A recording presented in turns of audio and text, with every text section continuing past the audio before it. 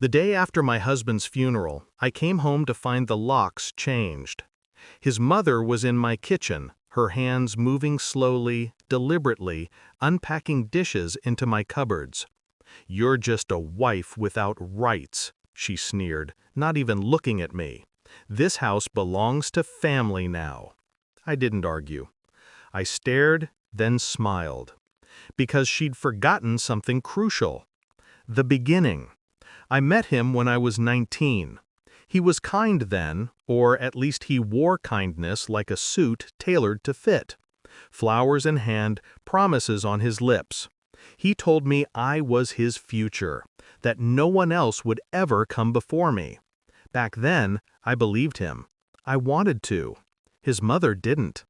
She stood stiff at our wedding, eyes sharp as glass, and told me in a whisper, "A wife is replaceable. Blood is not." I laughed it off. I thought she'd soften. I thought love was armor. The cracks. It started with small things. A sudden distance in his touch. Work trips that stretched into weeks. A phone face down on the table. I asked once, lightly, if he was hiding something. His eyes flicked away too fast. He mumbled, "Don't start." So I didn't, not out loud. Instead, I watched. The perfume on his jacket wasn't mine. The credit card bills showed dinners I never attended. And then, one night, his phone lit up when he was in the shower. A message.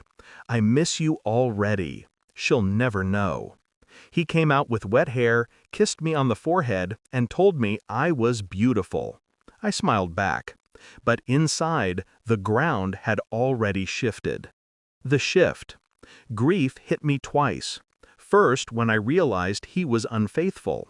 Second, when he died suddenly. An accident on the road, they said. Everyone told me to mourn. I did, but not in the way they expected. Because I knew his death didn't end the betrayal. His mother arrived at the funeral, draped in black silk, eyes dry.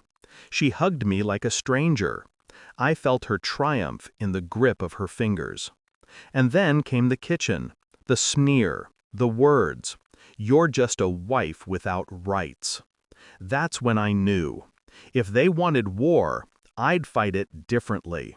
Not with shouting, not with tears, with precision. The plan. First, I went silent. They thought silence meant surrender. It didn't. It meant I was listening. While they moved into the house, I moved into the courthouse. I dug up the marriage certificate.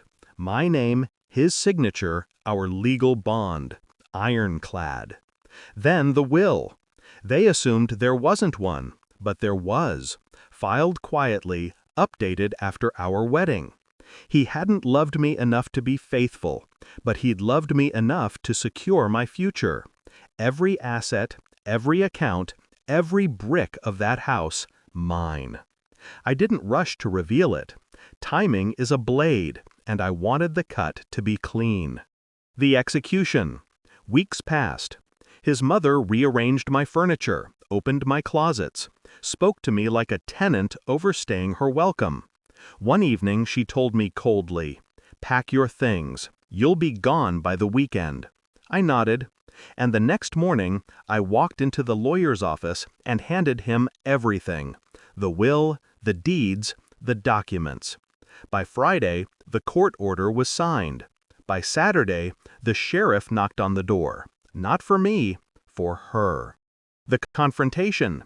She was in the kitchen again when they arrived. She always seemed to be in my kitchen, as if claiming the heart of the house meant claiming me. "Ma'am," the officer said, "you need to vacate. This property belongs to her." He pointed at me. She froze. For the first time, she looked small. "This is my son's house," she hissed. I stepped forward. Calm, controlled. No, this was his and mine. And now it's mine alone. Her lips trembled. Her eyes darted around as if the walls might defend her. They didn't. She gathered her things slowly, like a queen stripped of her crown.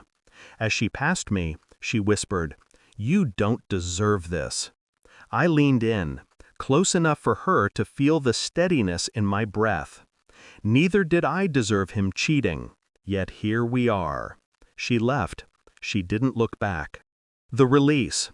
That night, the house was mine again. Silent, but not empty. I walked through the rooms she had tried to claim, touched the walls she thought were hers. Betrayal is a kind of death. It buries the person you thought you knew, leaves you standing at their grave even while they're alive. His mother tried to finish that burial by erasing me, but she forgot the one thing I never did. Love might fail, but law doesn't. Now, when I wake in this house, I breathe differently. Not as a wife clinging to memory, not as a widow stripped of rights, but as the woman who outlasted them all. The day after my husband's death, I came home to find the locks changed.